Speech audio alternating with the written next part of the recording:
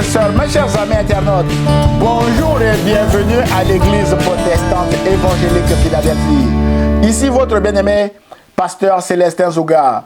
Je suis toujours dans la joie de partager la parole de Dieu avec vous, mes chers amis internautes. Nous sommes toujours dans notre série de messages à l'école de Dieu. Aujourd'hui, nous parlons de l'identité de Jésus avec une seule question. Qui est Jésus, mes bien-aimés dans le Seigneur? Mes chers amis, la question sur l'identité de Jésus a soulevé beaucoup de controverses et même de divisions parmi les contemporains de Jésus. Par exemple, la Bible déclare en Jean chapitre 10, versets 22 à 39 que on célébrait alors à Jérusalem la fête de la dédicace. C'était l'hiver. Jésus marchait dans le temple sous le portique de Salomon. Les Juifs l'entourèrent et lui dirent: « Jusqu'à quand nous laisseras-tu dans l'incertitude? Si tu es le Messie, dis-le-nous franchement, Jésus. » Jésus leur répondit: « Je vous l'ai dit et vous ne croyez pas. Les œuvres que je fais au nom de mon Père témoignent en ma faveur. Mais vous ne croyez pas parce que vous ne faites pas partie de mes brebis, comme je vous l'ai dit. » Verset 38. Croyez à ces œuvres afin de savoir et de reconnaître que le Père est en moi et que je suis en lui. Là-dessus, ils cherchèrent encore à le saisir, mais il s'échappa de leurs mains. Waouh!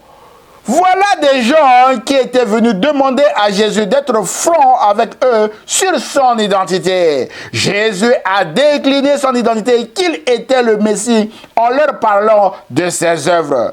Choqués d'apprendre la véritable identité de Jésus, ils voulaient l'arrêter pour le tuer. C'est de l'hypocrisie, mes bien-aimés. Mais la bonne nouvelle est que Jésus s'échappa de leurs mains ce jour-là. Mes chers amis internautes, frères et sœurs, Jésus tient à son identité parce qu'il n'y aura pas de surprise dans son royaume. Vous devez d'abord le connaître ici avant d'entrer dans son royaume. Et Jésus doit également vous connaître ici-bas avant que vous ne puissiez entrer également dans son royaume. C'est pourquoi Jésus veut que ses disciples connaissent son identité, mes bien-aimés dans le Seigneur. La Bible déclare en Marc chapitre 8, versets 27 à 30 que Jésus s'en alla avec ses disciples dans les villages voisins de Césarée et de Philippe. Il leur posa en chemin cette question: qui suis-je d'après les hommes? Ils répondirent: Jean-Baptiste. Malheureusement, Jean-Baptiste était déjà mort, mais bien aimé de le Seigneur. D'après certains, tu es Élie. D'après d'autres, l'un des prophètes d'autrefois. Et d'après vous, qui suis-je? Leur demanda-t-il. Pierre lui répondit: tu es le Messie. Jésus leur recommanda sévèrement de n'en parler à personne parce que les pharisiens hypocrites ne voulaient pas entendre dire que Jésus était le Messie, mes bien-aimés de le Seigneur. Mon frère et ma soeur, l'identité de Jésus pose encore des problèmes aujourd'hui dans notre société. C'est pourquoi notre question du jour en cette période de Noël est: qui est Jésus, mes bien-aimés de le Seigneur? Point numéro 1, Jésus s'appelle Emmanuel, mes bien-aimés de le Seigneur. Mes chers amis, internautes, frères et sœurs, environ 700 ans avant la naissance de Jésus, le prophète Ésaïe a reçu plusieurs révélations sur la naissance de Jésus que nous célébrons aujourd'hui en cette période de Noël. La Bible déclare en Ésaïe chapitre 7 verset 14 que « Voici, la jeune fille deviendra enceinte, elle enfantera un fils et elle lui donnera le nom d'Emmanuel, mes bien-aimés, qui veut dire Dieu est avec nous. » Cette appellation est confirmée lors de la naissance de Jésus en Matthieu chapitre 1 verset 18 à 23 où il est écrit que voici de quelle manière arriva la naissance de Jésus. Marie, sa mère, ayant été fiancée à Joseph, se trouva enceinte par la vertu du Saint-Esprit avant qu'ils eussent habité ensemble. Joseph, son époux, qui était un homme de bien et qui ne voulait pas la diffamer, se proposa de rompre secrètement avec elle. Comme il y pensait, voici, un ange du Seigneur lui apparut en songe et dit à Joseph, Joseph, fils de David, ne crains pas de prendre avec toi Marie ta femme, car l'enfant qu'elle a conçu vient du Saint-Esprit. Elle enfantera un fils et tu lui donneras le nom de Jésus. C'est lui qui sauvera son peuple de ses péchés. Tout cela arriva afin que s'accomplisse ce que le Seigneur avait annoncé par le prophète Ésaïe. Voici, la Vierge sera enceinte, elle enfantera un fils et on lui donnera le nom d'Emmanuel, ce qui signifie Dieu est avec nous, mes bien-aimés dans le Seigneur. Alors, qui est Jésus, mes bien-aimés dans le Seigneur? Mon frère, ma soeur, Jésus s'appelle Emmanuel, ce qui signifie Dieu est avec nous. Mais le problème est que le péché nous éloigne de la présence ou de la gloire de Dieu, car tous ont péché et sont privés de la gloire de Dieu, mes chers amis internautes, d'après notre Romains chapitre 3, verset 23, mes bien-aimés. Et vivre volontairement dans le péché est aussi synonyme de mort, car une vie sans Dieu, mes bien-aimés, qui est la vie, n'est pas une vie, mes bien-aimés. Nous ne pouvons pas vivre sans Dieu. Et le fait de vivre sans Dieu, c'est la mort, mes chers amis internautes. C'est pourquoi l'apôtre Paul dit que vous étiez morts par vos offenses et par vos péchés. D'après Éphésiens chapitre 2, verset 1er. Et Jésus est venu dans le monde pour résoudre le problème du péché qui nous empêche d'être dans la présence de Dieu, mes chers amis internautes. Autrement dit, Jésus est venu nous donner la vie parce que Jésus a dit, je suis le chemin, la vérité et la vie. C'est pourquoi Matthieu dit que c'est Jésus qui sauvera son peuple de ses péchés, et ce, gratuitement, comme il est écrit en Romains chapitre 3, verset 24, que ils sont gratuitement justifiés par sa grâce, par le moyen de la rédemption qui est en Jésus-Christ. Mon frère, ma soeur, qui est Jésus, mes bien-aimés dans le Seigneur? Jésus est le seul médiateur entre Dieu et nous. Jésus est un médiateur qui s'est donné lui-même en rançon pour nous sauver, pour sauver son peuple de ses péchés. La Bible déclare en 1 Timothée chapitre 2 verset 5 à 6 que car il y a un seul Dieu et aussi un seul médiateur entre Dieu et les hommes, à savoir Jésus-Christ, mes bien-aimés du Seigneur, qui s'est donné lui-même en rançon pour tous. Bien-aimés dans le Seigneur, Jésus est le seul médiateur qui s'est donné en rançon pour nous tous. Rappelons-nous qu'une rançon est le prix que l'on exige pour délivrer une personne qu'on tient captive, mes bien-aimés. Nous étions tous captifs, mes chers amis internautes. Et Jésus a payé ce prix avec son sang versé à la croix afin de nous libérer de cette captivité, mes chers amis internautes. C'est pourquoi la Bible déclare en Apocalypse chapitre 5 verset 9 que Jésus a racheté pour Dieu par son sang des hommes et des femmes aussi, de toute tribu, de toute langue, de tout peuple et de toute nation. Mon frère, ma soeur, dans son récit avec la femme samaritaine, mes bien-aimés, les Samaritains ont déclaré que Jésus-Christ est le sauveur du monde ou encore le Messie. C'est pourquoi, peu importe votre origine, peu importe votre langue, peu importe votre nation, Jésus vous tend la main à travers ce message. Jésus a dit, voici, je me tiens à la porte et je frappe. Si quelqu'un entend ma voix et ouvre, j'entrerai chez lui, je souperai avec lui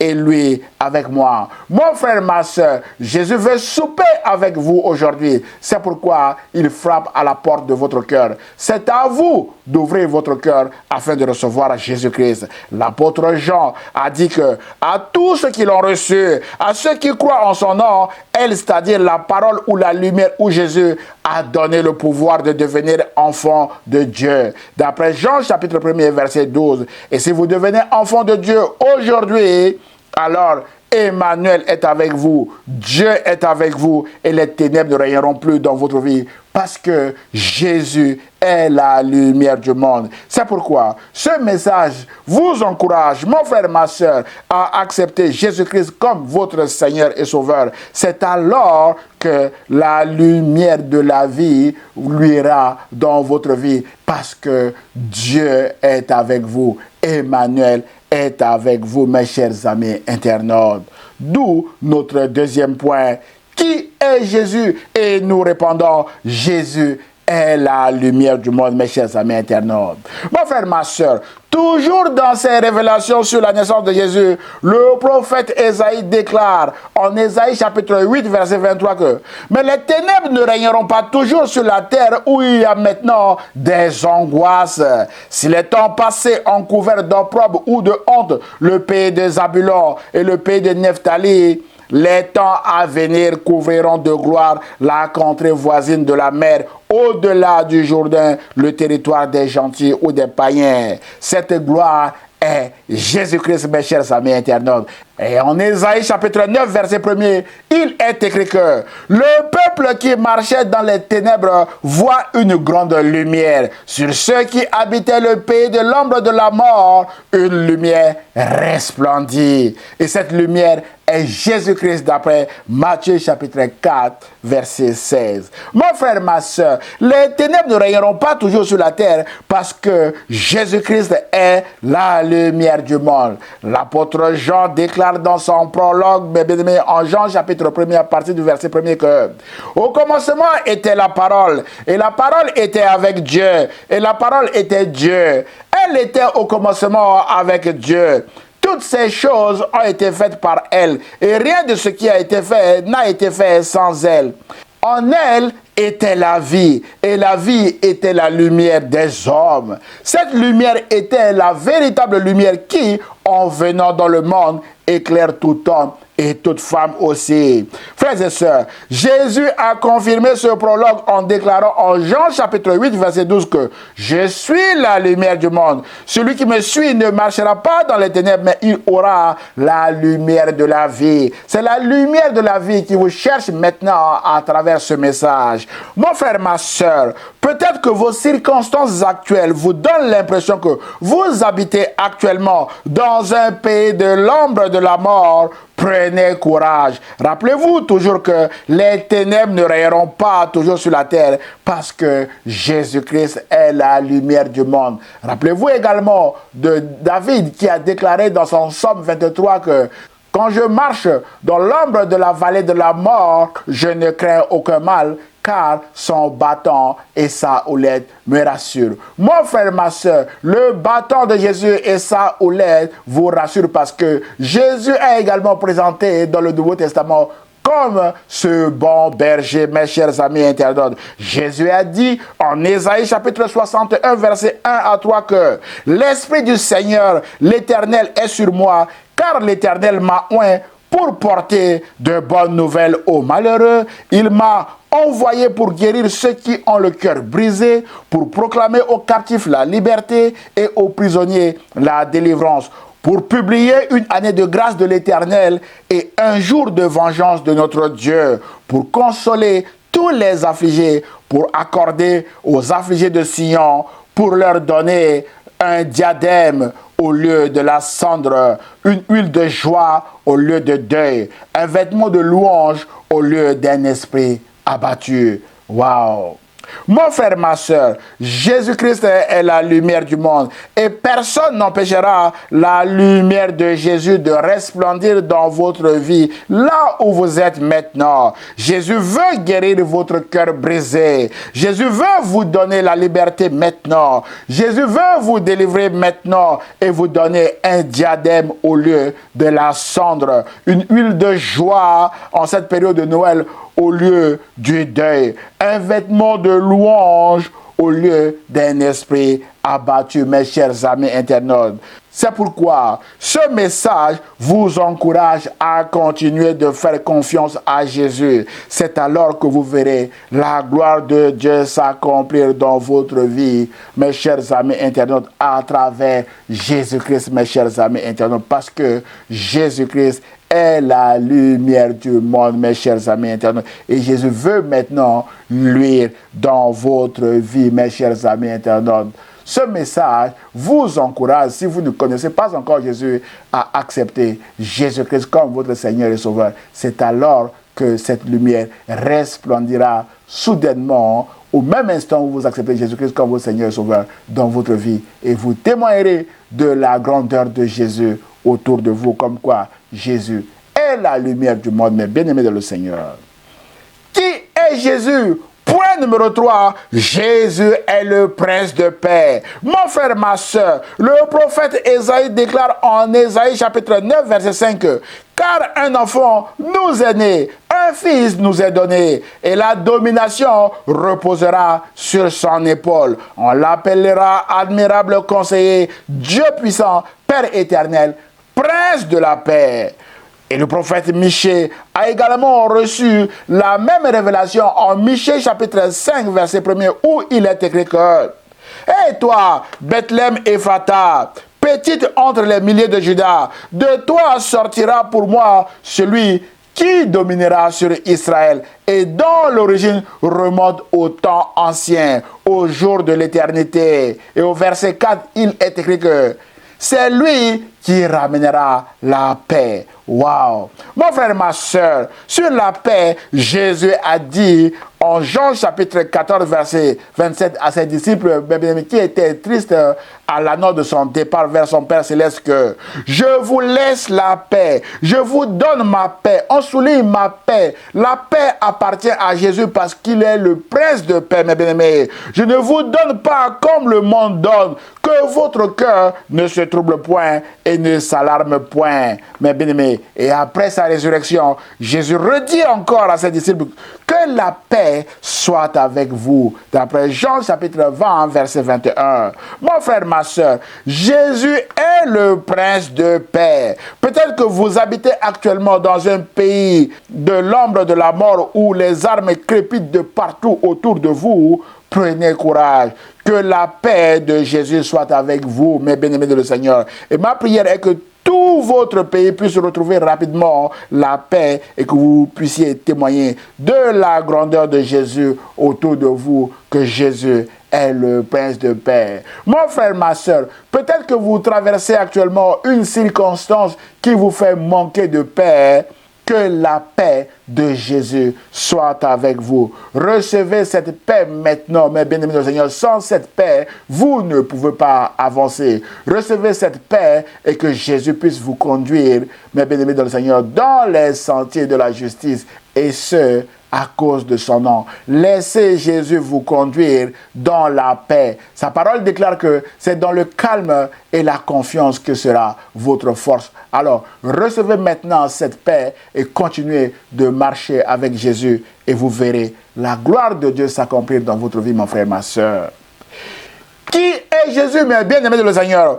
Point numéro 4, Jésus est celui qui a la clé de la maison de David. C'est la clé de tout, comme cette chanson qui dit « En Christ, on trouve la clé de tout, mes bien-aimés de le Seigneur, et sa grâce a fermé nos pas. » Mes chers amis, vous qui cherchez les clés de la réussite, Dieu déclare en Ésaïe chapitre 22, verset 22 que « Je mettrai sur son épaule ou sur l'épaule de Jésus la clé de la maison de David. Quand il ouvrira, nul ne fermera. Quand il fermera, nul n'ouvrira, mes bien-aimés du Seigneur. » Et Jésus lui-même a dit en Apocalypse chapitre 3, verset 7 que « Écrit à l'ange de l'église de Philadelphie dont nous portons le nom. Voici ce que dit le Saint, le véritable, celui qui a la clé de David. » On souligne celui qui a la clé de David. Celui qui ouvre et personne ne fermera. Celui qui ferme et personne n'ouvrira. Je connais tes œuvres. Voici, parce que tu as peu de puissance et que tu as gardé ma parole et que tu n'as pas renié mon nom, j'ai mis devant toi une porte ouverte que personne ne peut fermer. Waouh! Mon frère, ma soeur, Jésus a la clé de tout. Quand Jésus ouvre, personne ne peut fermer. Et quand Jésus ferme, personne ne peut ouvrir, mes chers amis internautes. L'apôtre Paul dit aux Colossiens chapitre 2 verset 10 que vous avez tout pleinement en lui, c'est-à-dire en Jésus, qui est le chef de toute domination et de toute autorité. Mon frère, ma soeur, en Christ, on trouve la clé de tout, mes bien-aimés de le Seigneur. Vous n'avez pas besoin d'aller ailleurs, chez les gourous, chez les magiciens ou dans des sectes pernicieuses qui sont des lieux de mort. Rappelez-vous toujours que tout ce que Satan vous donne ou vous donnera, mes bien-aimés du Seigneur, d'un côté, il vous le reprendra aussi de l'autre côté jusqu'à ce qu'il vous détruise complètement, vous et votre famille. C'est pourquoi ce message vous encourage à faire confiance à Jésus, à qui Dieu a donné la clé de la maison de David, à qui Dieu a tout placé également sous ses pieds, d'après Éphésiens chapitre 1er, verset 22. C'est donc au pied de Jésus que vous devez aller chercher la clé de la réussite et non dans des lieux de mort, mais bien aimé du Seigneur, parce que Satan vous trompera et vous détruira éternellement, mais bien aimé du Seigneur. Alors que quand Jésus il vous ouvre une porte, il ouvre également une porte pour votre bien ici-bas, mais il vous ouvre également la porte de l'éternité. C'est pourquoi ce message vous encourage. Peut-être que vous ne connaissez pas encore Jésus, à accepter Jésus-Christ comme votre Seigneur et Sauveur. C'est alors que vous verrez la gloire de Dieu s'accomplir dans votre vie, mes bien-aimés de le Seigneur. En conclusion de notre message d'aujourd'hui, qui est Jésus, mes bien-aimés de le Seigneur? Jésus a dit en Apocalypse chapitre 1er verset 8 que « Je suis l'alpha et l'oméga, dit le Seigneur Dieu, celui qui est, qui était et qui vient, le Tout-Puissant. » Et en Apocalypse chapitre 3 verset 11, Jésus a dit « Je viens bientôt. » Mon frère, ma soeur, Jésus revient bientôt. Et la dernière question pour vous est: qui est Jésus pour vous, mes bien-aimés? C'est votre confession de foi qui vous ouvrira ou non la porte du ciel. Car Jésus tient à son identité. Vous devez d'abord le connaître ici avant de prétendre d'entrer dans son royaume un jour. Parlant de son avènement, Jésus a dit en Matthieu chapitre 7, verset 22 à 23 que « Plusieurs me diront ce jour-là, Seigneur, Seigneur, n'avons-nous pas prophétisé par ton nom? N'avons-nous pas chassé des démons par ton nom? Et n'avons-nous pas fait beaucoup de miracles par ton nom? Alors je leur dirai ouvertement, je ne vous ai jamais connu. Retirez-vous de moi, vous qui commettez l'iniquité. » Waouh! Mon frère, ma soeur, les gens qui ne connaissent pas Jésus ici-bas ne rentreront pas dans son royaume. Et les gens que Jésus ne connaît pas pendant qu'ils sont sur cette terre n'entreront également pas dans son royaume. C'est pourquoi je vous présente encore Jésus à la fin de ce message comme étant le sauveur du monde. La Bible déclare en Jean chapitre 3 verset 16 que « Car Dieu a tant aimé le monde qu'il a donné son Fils unique, afin que quiconque croit en lui ne périsse point, mais qu'il ait la vie éternelle. » Et ma prière est que vous et moi, nous faisons partie de ceux qui conquèrent, mes bien-aimés de le Seigneur. C'est alors que nous aurons la vie éternelle. Et parlant de la vie éternelle, en Jean chapitre 17, verset 3, Jésus a dit que « Oh, la vie éternelle, c'est qu'ils te connaissent, toi le seul vrai Dieu, et celui que tu as envoyé, Jésus-Christ. » Mon frère, ma soeur, la vie éternelle consiste à connaître Dieu comme étant le seul vrai Dieu et aussi son envoyé, Jésus-Christ. Connaître Jésus, c'est l'accepter comme son Seigneur et son Sauveur et prendre l'engagement de vivre selon ses enseignements. C'est pourquoi ce message vous encourage maintenant, si vous n'avez pas encore accepté Jésus-Christ comme votre Seigneur et Sauveur, à le faire maintenant, et à prendre l'engagement de vivre selon les enseignements de Jésus. Mais bien-aimé de le Seigneur, mon frère, ma soeur, peut-être que vous n'avez jamais entendu parler de Jésus. Aujourd'hui, vous venez d'entendre parler de Jésus, de l'identité de Jésus. Et la dernière question pour vous est, connaissez-vous Jésus dont nous célébrons la naissance à Noël? Mais bien-aimé de le Seigneur, c'est à vous et à vous seuls, après avoir écouté ce message, de répondre à cette question. Mais bien-aimé de le Seigneur, la réponse à votre question est importante, mais bien-aimé, car ce sera votre confession de foi qui vous ouvrira ou non la porte du ciel. Mais bien-aimé de le Seigneur, merci d'avoir écouté ce message. Que Dieu vous bénisse et à très bientôt. Prions le Seigneur. Seigneur, je prie pour mon frère ou ma soeur qui vient d'écouter ce message. Ma prière est que tu puisses parler au cœur de mon frère ou de ma soeur, afin que mon frère ou ma soeur puisse t'accepter comme son Seigneur et son Sauveur. Et je prie au nom de Jésus-Christ et l'Église protestante évangélique Philadelphie répond. Amen. Frères et sœurs, mes chers amis internautes, si vous avez été bénis par ce message, merci de le liker et de le partager à vos proches afin de les bénir également. Pour nous connaître, merci de visiter notre site internet églisephiladelphie 78500.com.